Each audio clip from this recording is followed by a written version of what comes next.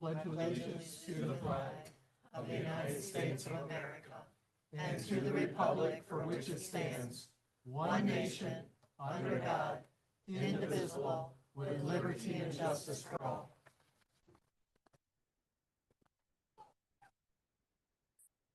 Before we begin, if you wish to address the board during the public commentary, please fill out one of the forms in the back, which would be to your right, my left. And once you've filled out the form, hand it to Jamie, our administrative assistant. Okay, Superintendent Shaw, are there any additions or deletions to the agenda this evening? Yes, we do have one addition, new business, 3E, 31AA, school safety and mental health lawsuit. Can I get a motion to approve the agenda as amended? I'll make a motion that we approve the agenda as amended. We have support?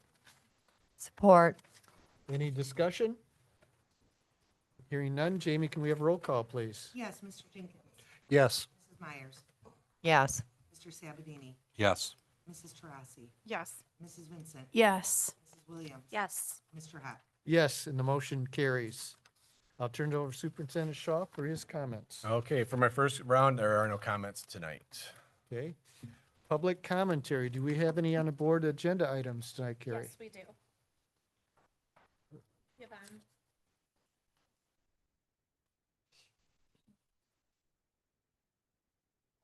First, I want to say Happy Veterans Day. How many veterans do we? Oh, forgot Gary. Happy Veterans Day. Sorry. Oh, and Dave.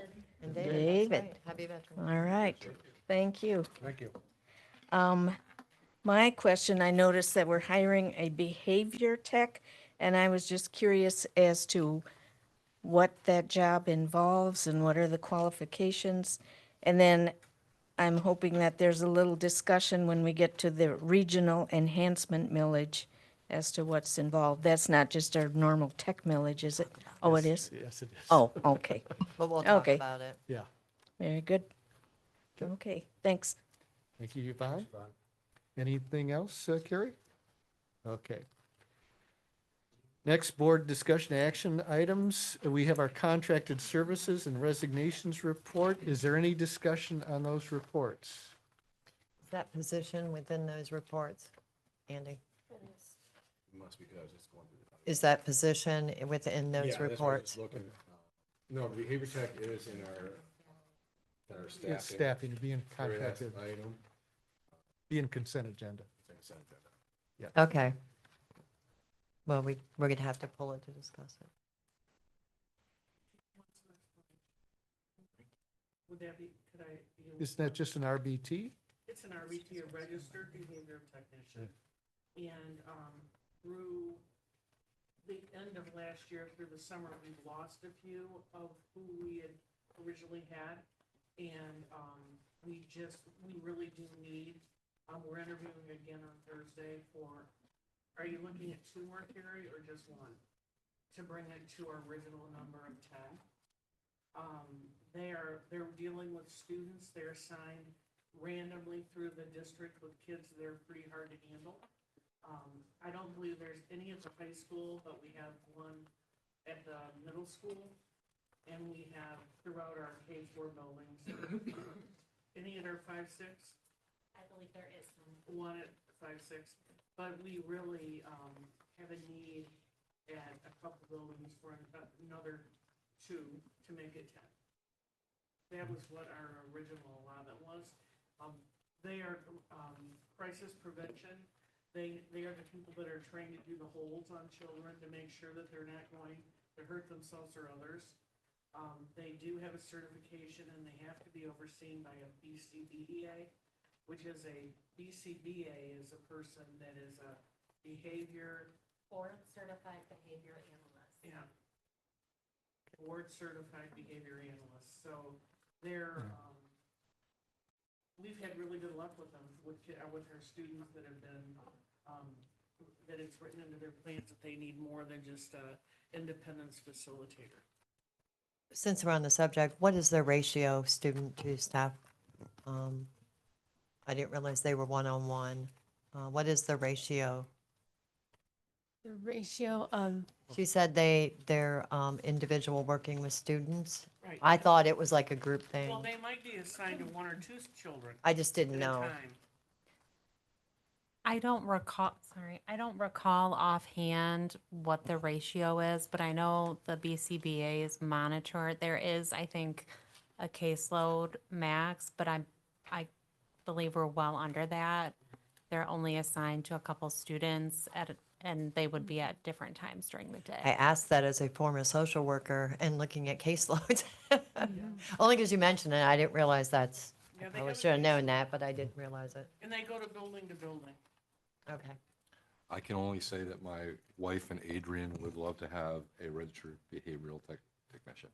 Because she has to do the holds and all those type of things, and I get very frustrated when my wife has to get involved with that, Right. to the point of, why don't you just call the police and file an assault report every day?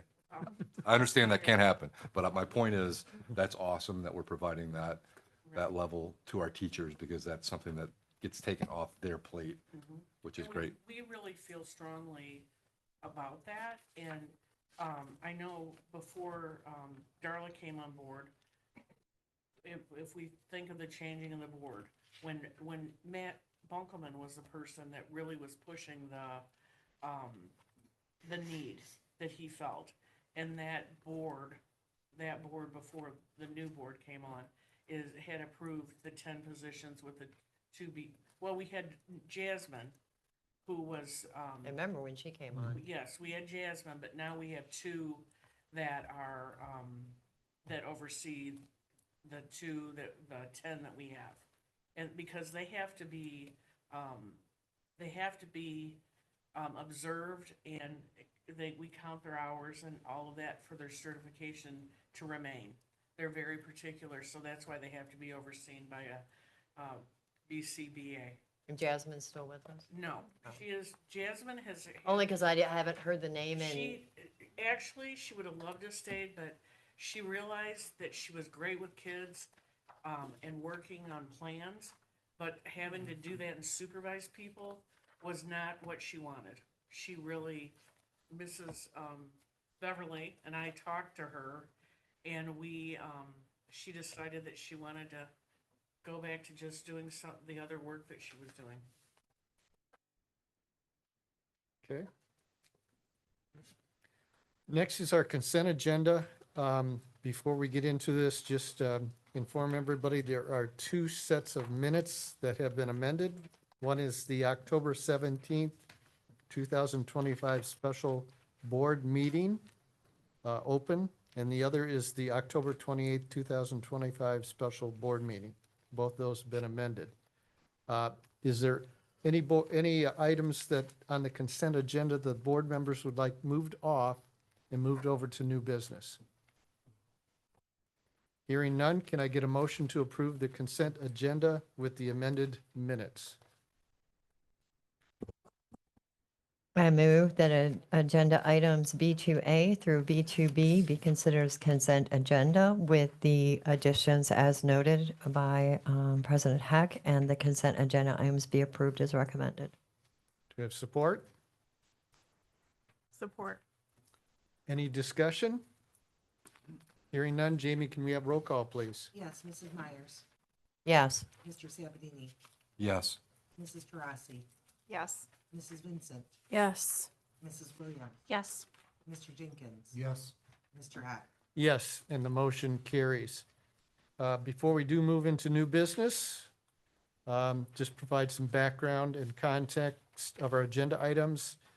These items have been thoroughly discussed in work sessions, particularly the policies that we're going to have the first reading on, as well as the strategic plan. They've been thoroughly discussed, modified, updated. So all that work is done in the work sessions and addressed in our weekly board briefs. Those work sessions are open to anybody to attend. We certainly would encourage it. You can hear those discussions and see the points that we come to resolution on. So just as we vote on this, it's just context that we have actually discussed these thoroughly. Okay, now I'll turn it over to Superintendent Shaw for the first reading of the board policies. All right, so tonight, asking the board to move forward with accepting the policies as attached as a first reading. Understand that to our public, that if you go through the board packet, you can see the changes in bold or new additions, and then the strikeouts would be removed. And so we are requesting that this is a first reading tonight of the attached policies. Can I get a motion to accept the first reading of the attached policies? I move to accept the following policies as presented as the first reading of board policy. Policy 131.1, bylaws and policies. 163, presiding officer. 1430, leave of absence. 2340, field and other district-sponsored trips. 3120, employment of professional staff. 3120.05, employment of personnel in driver ed and community ed. 3430, leaves of absence. 4120, employment of support staff. 4430, leaves of absence. 5136, personal communication device. 5320, immunizations. 5330, use of medications. 5330.01, epinephrine auto-injectors. 5350, student suicide. 8320, personnel files. 8500, food services. And 8510, wellness. I would like to make a point, we have 3 policies listed as leaves of absence. And although it's not reflective on here, I believe the policy indicates that those are for different groups of staff. That's correct. Thank you, Darla. Do we have support? Support. Further discussion on this first reading? Yeah, that was just my biggest thing is it sounds like we have 3 with different numbers, but I believe they are clarified within the policies. All the different sections of the Yeah. book, yep. Jamie, can we have roll call, please? Yes, Mr. Sabatini, Yes. Mrs. Taurasi, Yes. Mrs. Vincent, Yes. Mrs. Williams, Yes. Mr. Jenkins, Yes. Mrs. Myers, Yes, Mr. Heck. Yes, and the motion carries. So our next policy is up for a first reading, that is our purchasing policy, policy 6320. This one, we were trying to get some questions answered prior to our coming in, that's why this one was pulled out. And so I would like to, I know our protocol is that we take a motion on the policy. I would ask that we go through and answer these questions because the policy may end up having to be pulled and revised further. And so we do have a set of questions, and so the policy, though, the biggest thing for our community to understand that the first level of change was adding the word services to the policy, and then clarity in that when we have to bring things to the Board of Education, that was clarified, requiring board approval, and then also then when it came to the services, it comes to putting things out to a bid and/or getting quotations. So services are a little bit different than if we're going to a construction project where you have sealed bids. So that's the distinct changes there. But I do want to open up to questions on this policy that we're still had. Get a motion first. Can I have a motion on the first reading of policy 6320? guess I'm making them all. I move to accept the following policy as presented as a first reading of board policy 6320, purchasing. Do I hear support? Support. Okay, discussion? All right. Want to go through the questions? Oh, I was gonna say, go through the questions that you already have Yep. written down, because I Okay. have one that might be answered. Oh, you want me to ask them? Yep, go ahead. Since okay. I want to make sure we get them accurate. So when we get on to competitive bids, is that, I'm looking at the bulk purchasing program, I'm looking at an option for local first. Is that included in there or? That competitive bids section is only when it exceeds that state threshold as far as requiring a formal bid. And this is just indicating that a cooperative bulk purchasing program would count as a bid. In that process, is my understanding, it's not prohibiting local companies from also being considered. And some of this is statutory language from the state as well. My concern with that is, I think I've brought it up a bunch of times when we talk about bids, is the fact that if we're using a big bulk purchasing program and not local vendors, they have a difficulty in putting in competitive bids because they don't have the purchasing power that some of those local organizations have. And so my first choice would always be, can we support our local community first rather than being pushed out by some of these big conglomerates?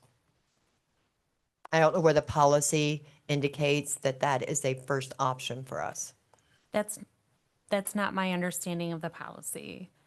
The way I read this is that it's just indicating that if an item or items can be purchased through the bulk purchasing program, they don't have to submit a formal bid that counts as one of the required 3 bids. That's not saying we're just going to go with the correct cooperative purchasing program. That's just permitting us to use those resources available as a quote.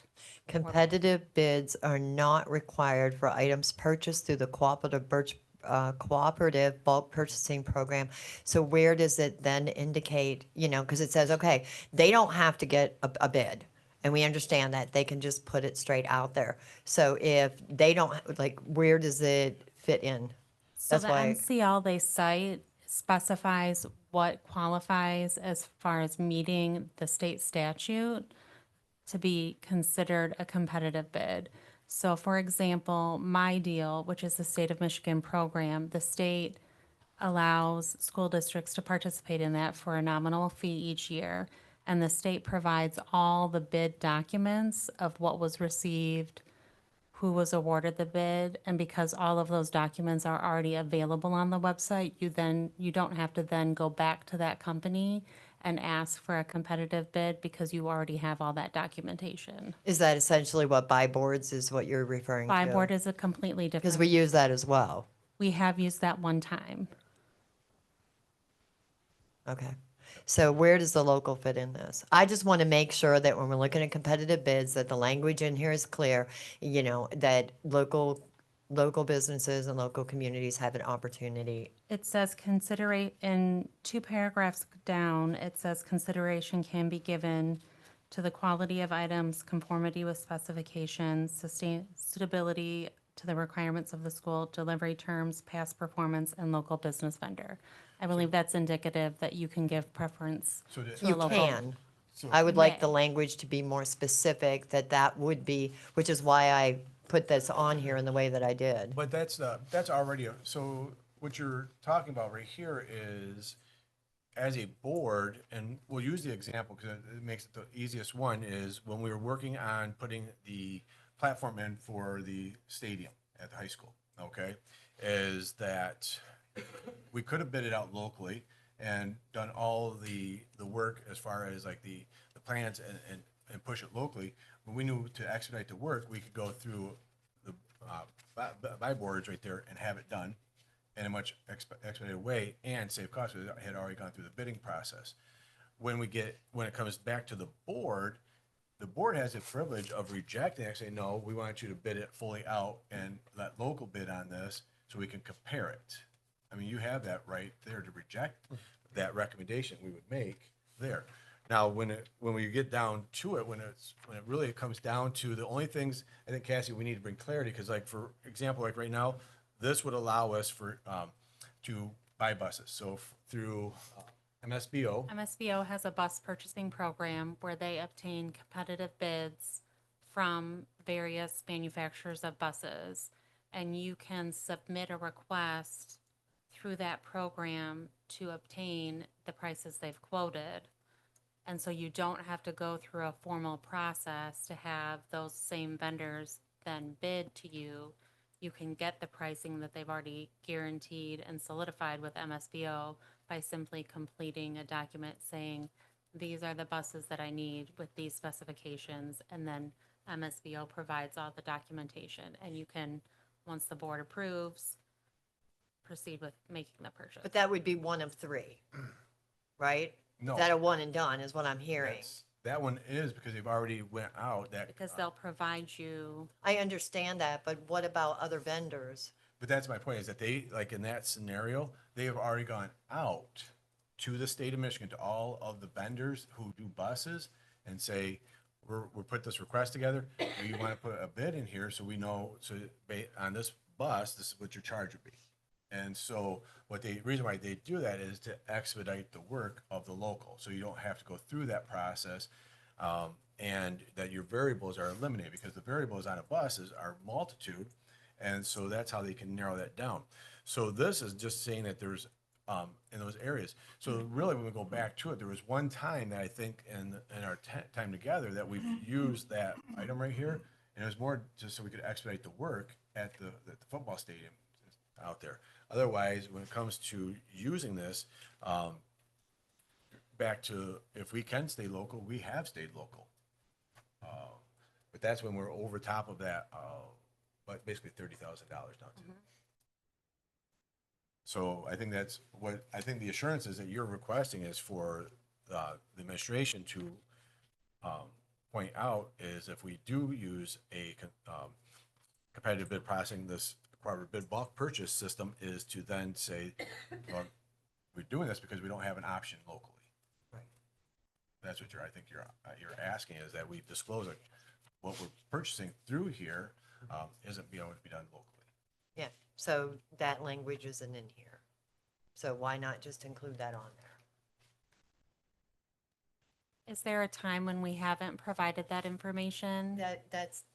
So I always say, we write a policy, and it's not for the 7 of us that sit here, or I don't do the math, how many people are sitting here. It's for the time down the road when we are not sitting here, to be able to interpret the policy and say, well, we've always, you know what I'm saying? So that's why I'm asking for the language to be included in, that local vendors are always considered, regardless of a bulk purchasing program, which will always be sometimes. That is in there. All orders or contracts should be awarded to the lowest responsible bidder. However, consideration can be given to F, local business / vendor. That's in there.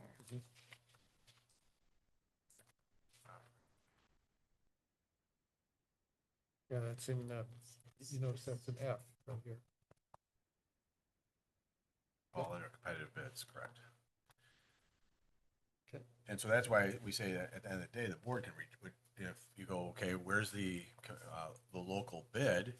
And there isn't one, you can still say, we want to see local bids. I just wanted it on the front end, so we don't have to ask every time. That's my only point. Bring it on the front end, say if it's available, we're gonna bring in local bids along with a competitive bid, rather than just bring a competitive bid and say, okay, if you want something. But this one different, is you're gonna only, have to ask. That was my only point. I'm going back to. That not sure how long- section is only applicable to those purchases over that 30,000 and some odd cents threshold that the state has. That section is only applicable to when a competitive bid is I required. understand that.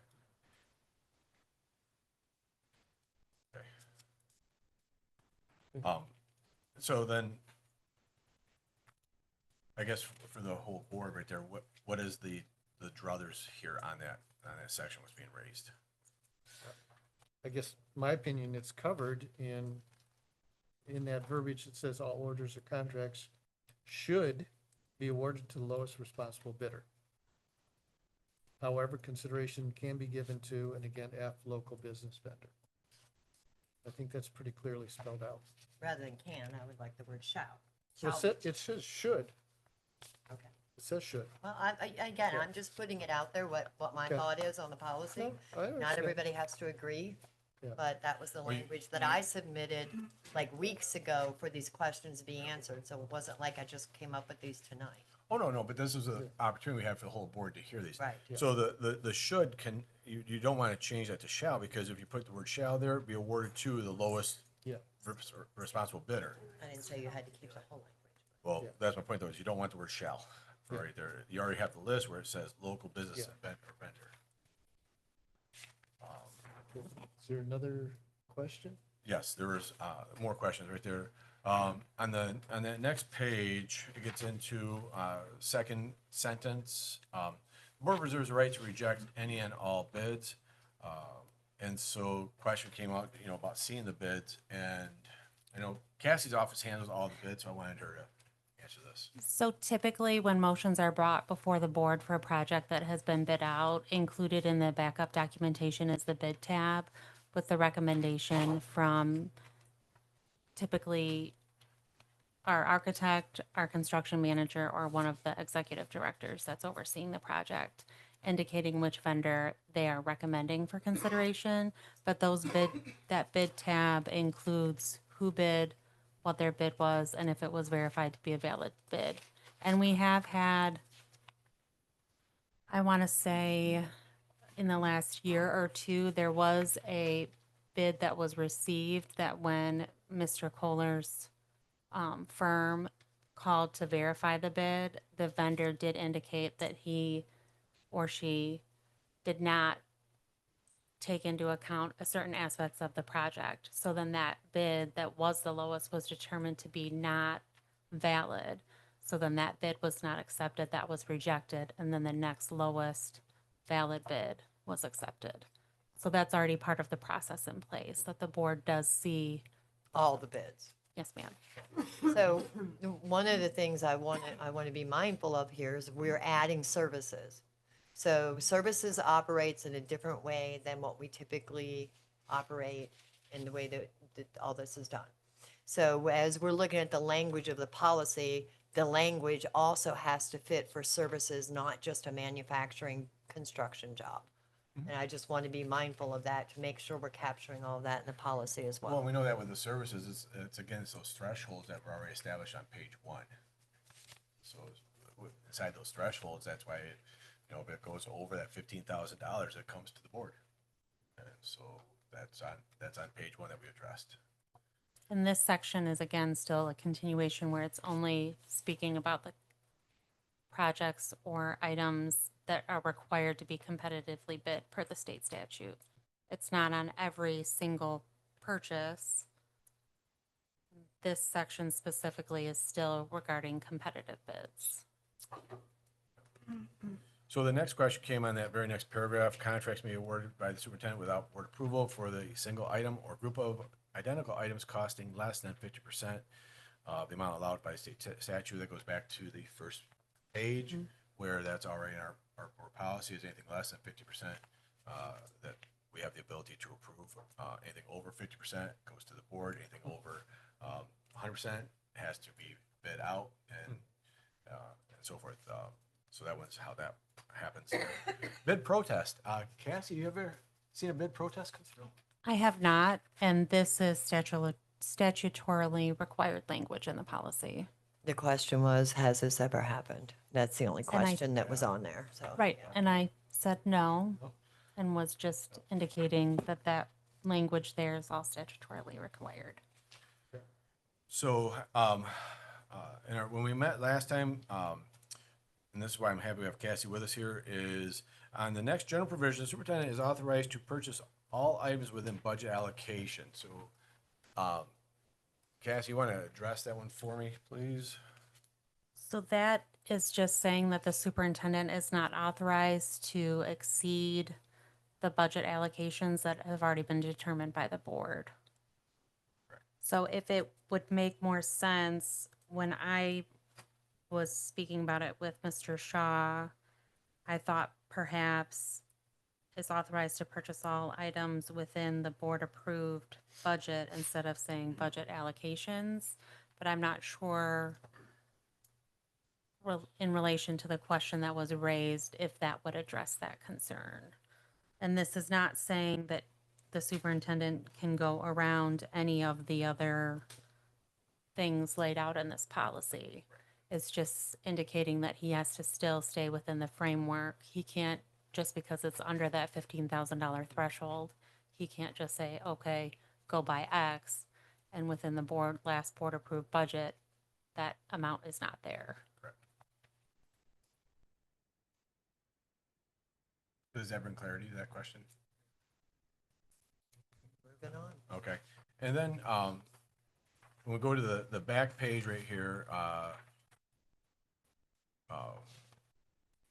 before placing purchase orders, superintendent shall check to, this whole page, it really refers to the internal processes that Cassie has already established in her office and the checks and balances for people to do work orders, purchase orders, and the approval of that. So the question was, what or how is this being handled to prevent over budget? And specifically, it's the language whether sufficient funds existed within the budget.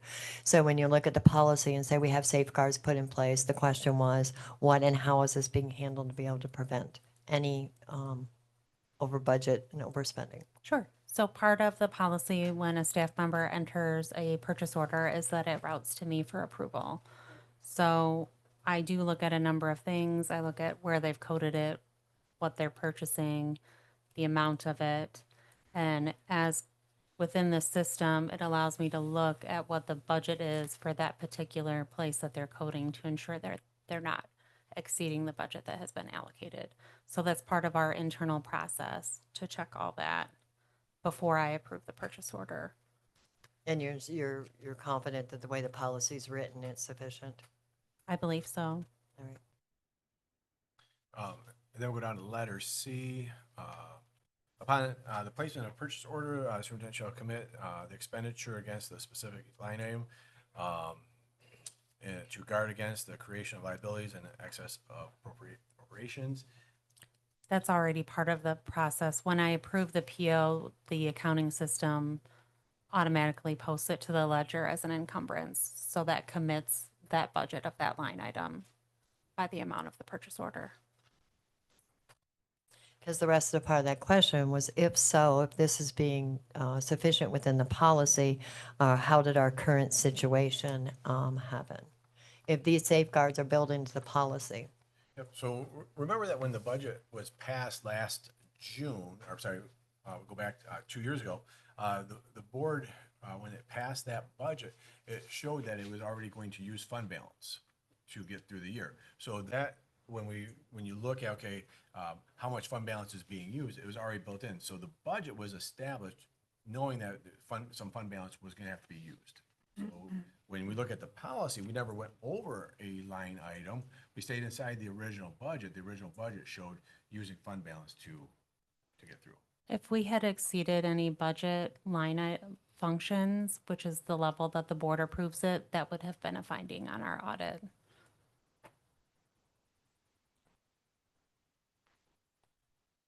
And then procurement of federal grants. Notify the board of terms for acceptance of grants. And so this item right here, when we get federal grants, we're talking about our Title I, our Title II, Title IV, I think, and 1, 2, 3, 4, Perkins, our WIOA adult ed grants, your child nutrition programs, federal funding, some smaller grants, the homeless grant through the ISD, Perkins, and every once in a while we get some other smaller ones, but those are all federal. so Cassie, you want to just describe how this section works right here, especially around the compliance and the requirements of using those federal monies? I think it was, the question was more in related to, are there conditions for which the grants are accepted? Because we don't see that. And that was the biggest part of this was, you know, if we're signing these grants, what are the things that were required? I just figured that that would be a good place in the policy to identify, and how do we address that? So there's actually 4 other policies that relate to federal grants that go into more detail. There's cost principles, spending of federal grants, grant funds, cash management of grants, and procurement of federal grants that goes into much greater detail. This is just a brief portion indicating that we're going to comply with the uniform guidance, which specifies how you can use funds that are federal related. Each grant varies just a little bit. And when we apply to the grants, like our Title I, Title II, Title III, and Title IV are all on one application. And within that, we're indicating that we're going to comply with the requirements of the specifications of each grant. So maybe we'll pull the policies that do correlate to that and take a look at them then. Sure. So the other thing is, though, before we go too far here, is on this, the only way we get the money is it has to go to another level inside the state to approve it. I'm just saying that being aware of some of those requirements and our current situation right now is a good example of that. Like something that comes up that we're required to concede on or to accept for the money, that it does, is the board aware of what that is? And maybe it's not a big relevance, but this current situation brings that up. The current situation regarding that particular state grant, in my tenure as a school business official, this is the first time that the state has imposed a requirement that would require you at the present language to waive your privilege. I'm not talking about that privilege, I'm talking about in general, like ESSER funds. There were things that you had to accept in order to do that. And I don't know if there are others in the grants that says, hey, in order for us to take the money, these are the things that we're agreeing to. And I just thought, from a board perspective, that might be something worth us, we might like to know that information. I guess I would need more clarification of what you're looking for, because each and every single grant, you have to agree to the conditions of that grant. Every grant has nuances of what you can and cannot spend the funds on, what the funding is intended to be used towards. There's conditions with every single grant, state, federal, or local, as far as what. So I guess I would need more clarification of Yeah, it wouldn't what be you're the looking allocation for. of the funds, because the allocation of funds would be done at your level, and where that money goes and how it goes to the grant. Is there any other requirements that that we would have to adhere to in order to accept those monies? For example, and I'm probably going to get this wrong, but it's the only example I can think of right now, was the DEI with the federal money. You know, if you do, you have DEI programs, there's a federal thing connected to that. So, you know, are there any things like that out there that we say, yeah, we've accepted the money and these are those kind of conditions? I'm not talking about a financial, I'm talking about beyond that, from a system-wide. And that's the only example I can think of So right like, now. on that example, which is a good example, that example last year, we had to create a certification in our system there, acknowledging that we had no DI programs. And so that, we did that last, gosh, I think it's March. It was a while back. It didn't get pushed out to me, so if it got to you, I Got it. I don't recall the date. Yep. But That was just one example Yeah. of something I can think of. There's I don't always, know all the No. other stuff, so. and the entire grant applications for things have many layers of things that you have to go through. So for me to indicate like what conditions there are for every grant would be kind of lengthy. If that's something the board would like, I can certainly work on that, but that's Those are the kind of examples I'd be sure. thinking of. I mean, don't there's think- not anything that I've seen in my tenure in this position where I've been more involved with the grants, anything concerning come through as far as conditional yeah, things that you have to meet. The ESSER is. Do you understand my probably- reason for asking? Those are Sure. two things right there that I can think of just quickly. That ESSER, I'm there- not familiar with all of the Sure. grants, so I can't break down more and Right. give you more examples. Because ESSER, you did have to reserve a certain percentage to address learning loss. But, I mean, each grant is a little bit different. For me to say exactly what all the conditions are, it's hard on the spot. I think we've got the I got gist it. of the So we'll, question. we'll see if we can figure out if there are any unique restrictions. Or acceptances, Yeah. yeah. Can I ask a quick question? So, previously, we're gonna go way back in time. So starting back in April of 2023, we started talking about adding services to policy 6320.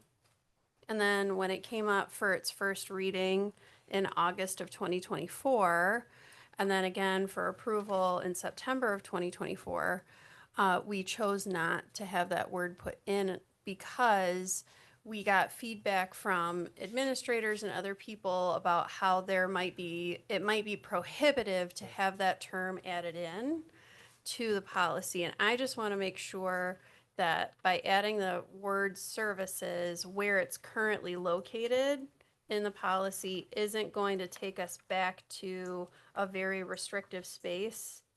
I just want to make sure that from other people, like other experts at the table, that we're not going to wind up in that situation again.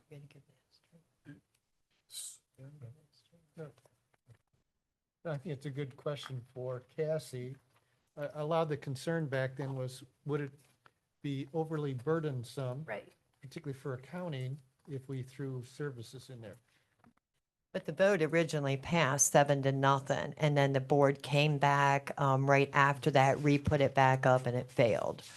4-3 was the breakdown, I believe. But my concern still stands, right? Is that It's I true. still just, for me, I would like to understand from the scope of accounting, the scope of the people that are doing these types of purchases, that it's where it is now currently located in the policy, because it's also located in a different location than it was previously in August 24 and September 24.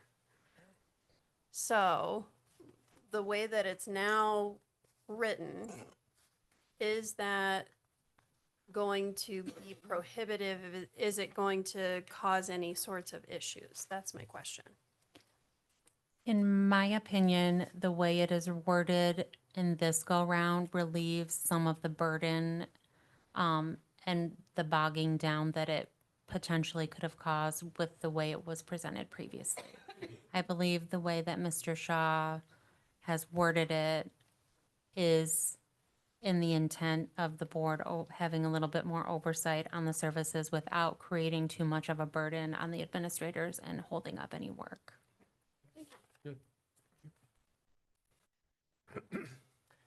Any further discussion?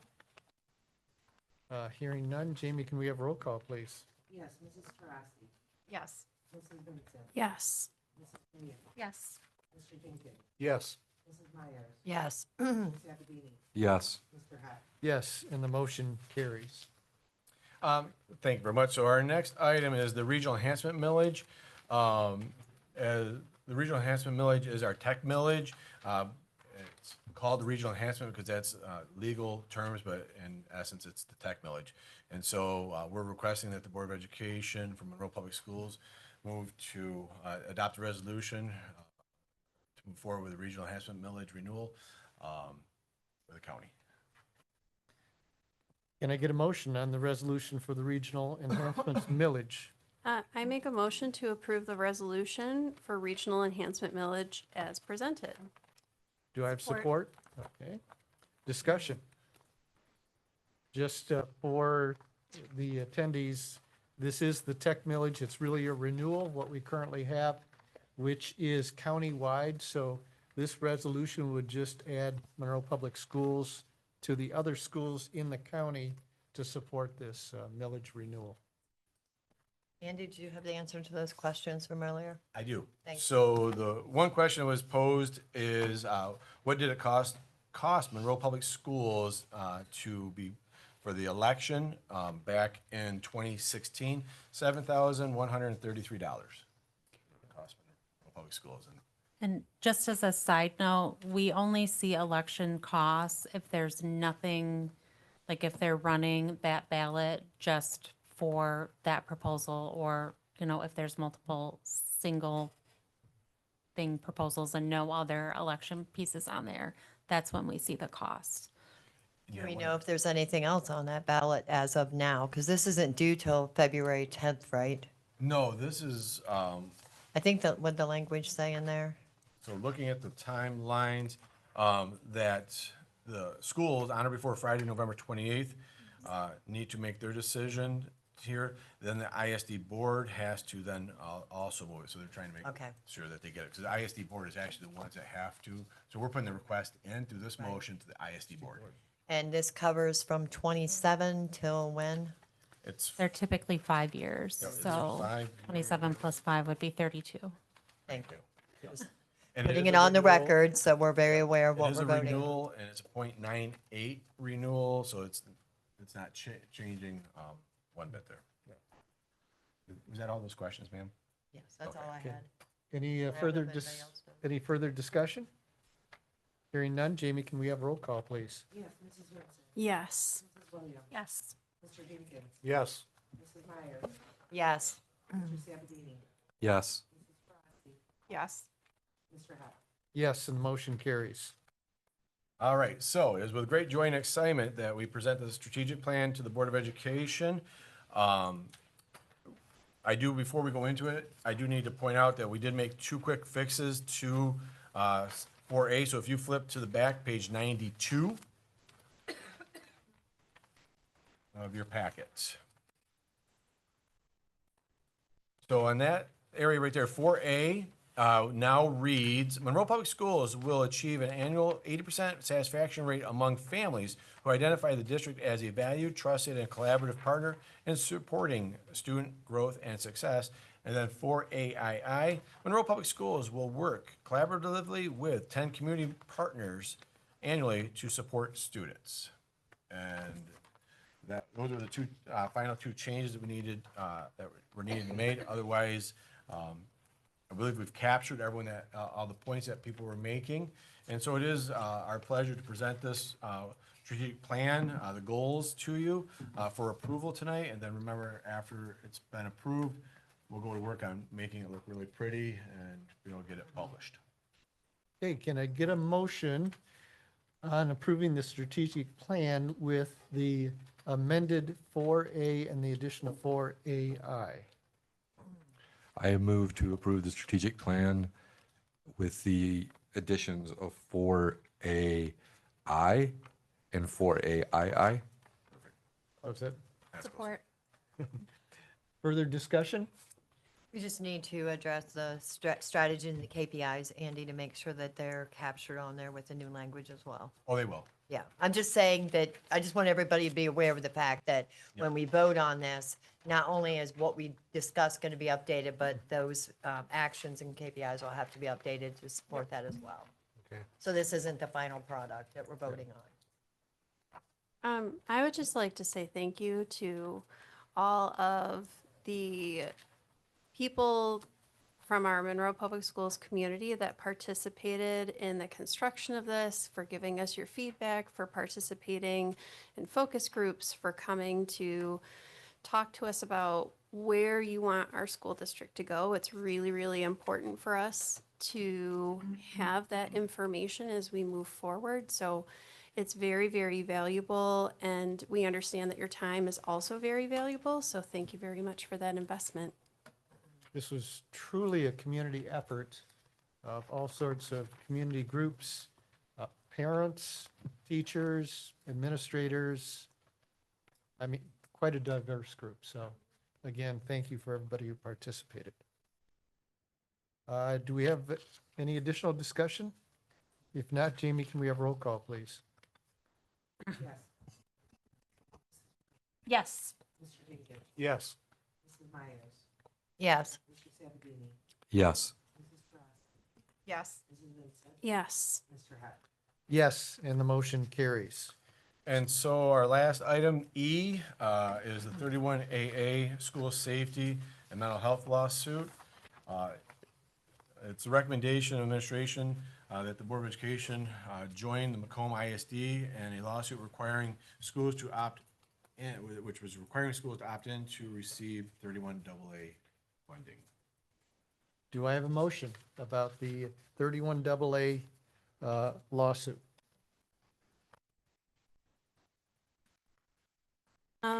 I am making a motion that the Monroe Public Schools, we join the Macomb ISD lawsuit regarding the 31AA funds.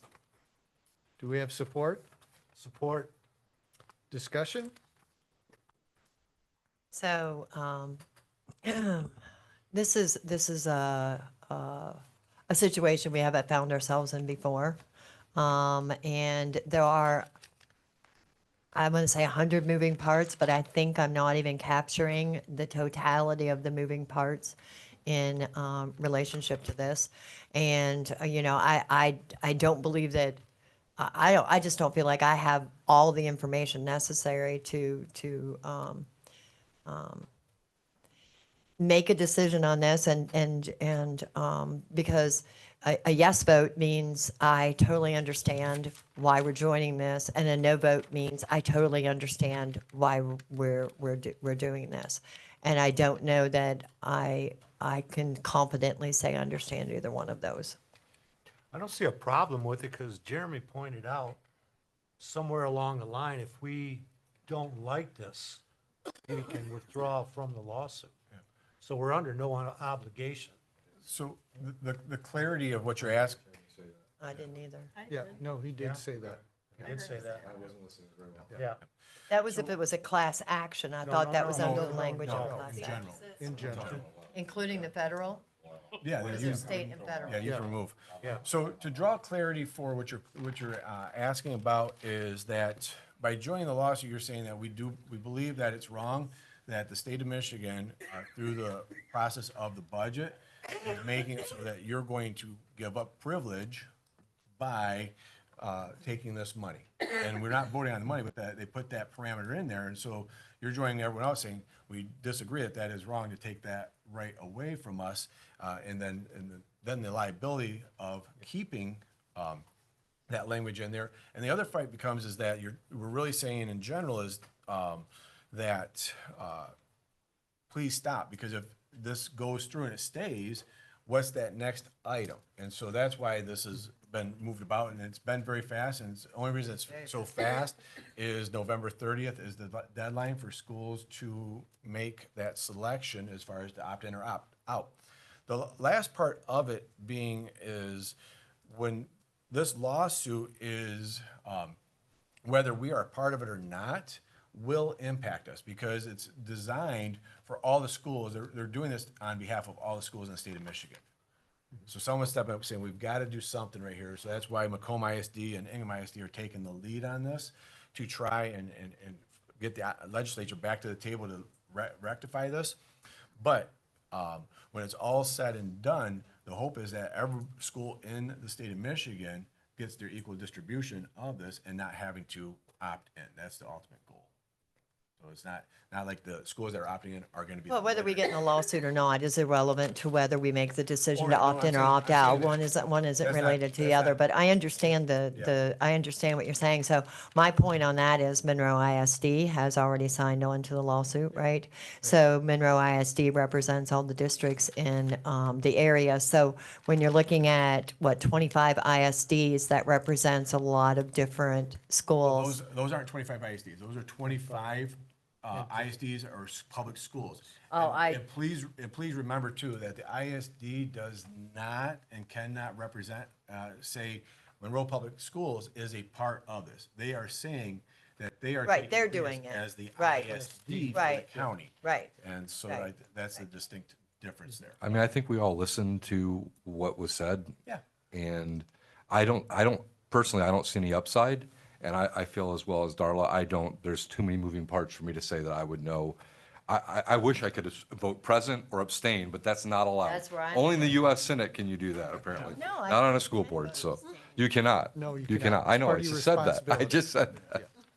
Maybe if I can give some context, because I see some eyes out in the audience that don't understand what's going on.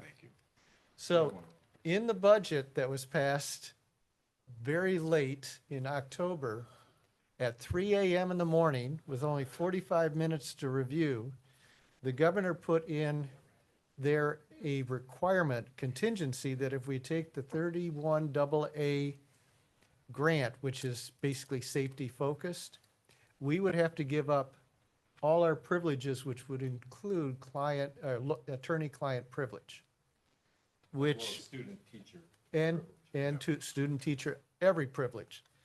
In the case of what they called a mass casualty event, which very broadly said an event that would include 1 fatality or 3 severe injuries. Yep. This doesn't necessarily mean like a shooting, God forbid, but it could mean a bus accident. It could be anything. Fight.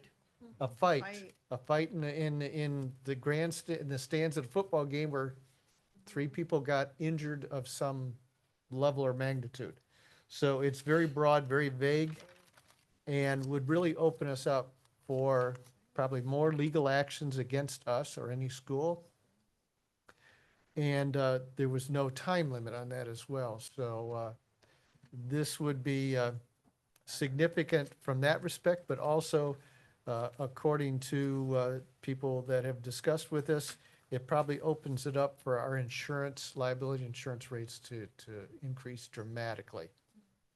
And as Andy said, as of as of this evening, at least 25 different either ISDs or schools or school districts have joined the lawsuit, which would include Traverse City Schools, Marquette Schools, several very large school districts have already joined this. The risk of financial of us having to include funds is fairly minimal. So I guess it's my opinion that this makes sense to put more pressure on the courts to get this overturned. Yes, I just want to make clear that I'm opposed to exactly what they're doing. We're just voting on whether we join the lawsuit. Yeah. I don't believe there's anybody Right. sitting on this board who Exactly. wants to see this go Yes. through. Right. So It's- when I vote no, that doesn't mean I'm saying I want this to happen. This Yeah. is just procedurally about joining a lawsuit. Yeah. Right. Yeah, understand that we will have until Yeah. roughly November 24th to decide if we want to accept the funds or not. And that was part of the, where we sit is, we're not talking about, it's everybody in the district that has privilege. And privilege exists for a reason, and it's not privilege that you're superior to someone else. It means that, in the day-to-day business, there are certain things that can be expected. And so the fact that this was thrown in there, it really has shaken everything up and it's sent things into an overdrive. It's just whether we believe as a board or as an individual that we want to get into the lawsuit. Fair enough? And then also a portion of the lawsuit, the intent of the lawsuit, and correct me if I'm wrong, everybody, is the term injunction to basically say, hey, you need to pause what you're doing. Don't start sending money out to school districts. Don't start sending out the 31 AA money to school districts until we get this all straightened out. So that would not force our hand into voting on November the 24th to decide to either accept these terms as they currently stand or say, no, we're not taking this funding. So that's also another component of the lawsuit that we're discussing if we should join or not join. And so then it becomes, do we believe the governor, since she made this decision, do we believe the governor is going to listen to the districts and say, yeah, I made a mistake, and I shouldn't do that? And so does it take one district to say that? Does it take all of them? That's wherein we lie. Where do we think this is gonna go? Or I would hope that the more school districts that join the lawsuit, it would send a message. Yeah. That's my, at least to get the legislature involved in doing something to amend the budget and remove the restrictions on using those funds. It doesn't seem to be political at all. No, it's It's on both sides of the aisle, so what the governor's benefiting on this, I really don't know. But it's up to us to put the pressure on our legislatures, leaders. if the injunction can delay it, give the legislature some time to resolve this and get something back to the governor with those restrictions removed. What's interesting is the districts have moved quicker than the legislature on this, and it is a legal issue. I just have to put that out there. Sometimes the schools can mobilize very quickly on things. Yeah. Yeah. Any further discussion? Hearing none, Jamie, can we have roll call, please? Yes, Mr. Jenkins, Yes. Mrs. Myers, No. Mr. Sabatini, No. Mrs. Taurasi, yes. Mrs. Vincent, Yes. Mrs. Williams, No. Mr. Hack. Yes, and the motion carries. Okay, Since we have no old business tonight, I'll turn to Superintendent Shaw for his second set of comments. Oh, thank you very much. And I want to say thank you to Yvonne for pointing out about Veterans Day today. And a special appreciation to our two gentlemen in the room right now and to everyone out there that's on our live stream and for their service to our country. Half day of school tomorrow. We have PD occurring. And so our students are probably pretty happy. I would like to also say nice try, students, on Sunday night. Sunday night, you were about a day early for getting a snow day. You needed to change up your antics to try and get that snow day out of us. That is coming most likely the way they're talking out there. And a couple other things. Fall sports is wrapping up right now, so a big congratulations to all of our students on that. And then and winter sports are kicking off right now. Then lastly is Orlando. So the Monroe High School musicians are heading to Orlando over Thanksgiving break. The Georgia Marching Band will be marching at Epcot. The Monroe High School Orchestra and Choir Ensemble will be performing at the Universal City Walk. All student musicians will be performing at the Sound Design, Music, and the Art of Volley Workshop. So that's over. I know, Carrie, you've got a crew heading down there with all the instruments ahead of time, and then our kids are going down there, so it should be an enjoyable time. And I'm so excited to be driving the truck down there. Good job, So- Carrie. At least when you get there, it'll be warm. so that's what I have for my comments tonight, sir. Okay. At least you're headed south. Carrie, do we have any, We do not have any other. okay, board member commentary? I would like Mary to go first. Thank you. So, I attended the MASB, the Michigan Association of School Boards Annual Leadership Conference in Traverse City, October the 23rd through the 25th. That was where the delegate assembly was, and I acted as our voting delegate. The theme for the conference this year was Beyond the Horizon. So everything was like outdoorsy themed and like hiking themed, and it was very cute. So each year MASB offers a variety of CBA courses, which is basically courses for board members to learn about specific content areas. They offer certifications if you take certain courses within a certain process. The class that I needed for my finance certification wasn't being offered, so bummer. But while I was there, I was able to meet up with Amy Dryhorst, who's on the Bedford board, Iggy Bajaro, who's on Jefferson, Melissa Tweehus, who's on the Flat Rock board, and Dale DeSlover and Paul Miller, who's on our Monroe ISD board. Like I said, Thursday was the delegate assembly. All of the proposed amendments and proposed amended resolutions, there we go, passed. None of the floor resolutions that came up that night passed. And then Friday and Saturday, that's basically the main conference. Most people either go to CBA classes or they go to like the general conference sessions. I was going to general conference sessions this year. There were topics ranging from AI in schools to closing achievement gaps to overviews of recent litigation. Shucks that this didn't happen sooner.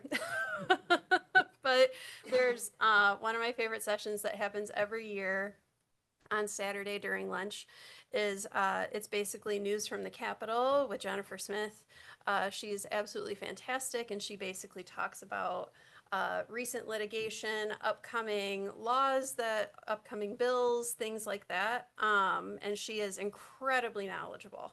So, hint, hint, everybody, next year's MASB Annual Leadership Conference will be in Lansing, October 14th to 18th. And man, would it be great if somebody went with me?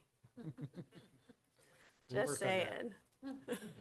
I don't think she was talking to you, Andy. I'm just happy it's Mary, did any discussion come up of the Board of Education health framework that they've proposed, which is very controversial? So, no, because nobody made a floor amendment, or not a floor amendment. Oh my goodness.